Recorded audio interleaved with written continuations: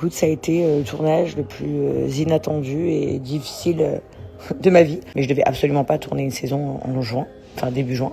C'était absolument pas prévu, mais aux circonstances de ce qui se passait dans ma vie, en fait, on s'est dit qu'on était obligé parce que sinon, on savait pas ce qui allait se passer d'ici septembre et que plus personne ne comprendrait rien. Et puis, je savais très bien que des choses allaient sortir sur les réseaux.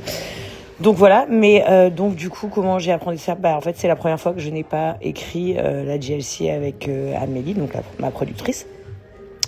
Généralement, tu sais, j'ai un fil conducteur, un fil rouge comme vous, certainement quand vous préparez vos interviews. Et là, j'en avais pas.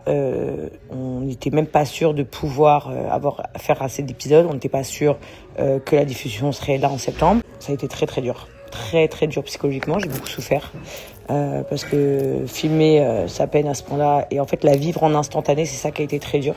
Parce que généralement, quand je raconte des histoires de ma vie, même si elles ont été douloureuses, c'est des choses qui se sont passées auparavant. Donc je les raconte dans la JLC, mais elles se sont déjà produites, donc je suis pas en train de les vivre dans l'instant T.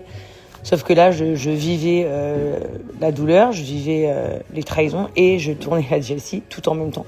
Et la grande question de tout le monde, c'est seul. Est-ce que ça veut dire qu'il n'y a que moi dans ce tournage ?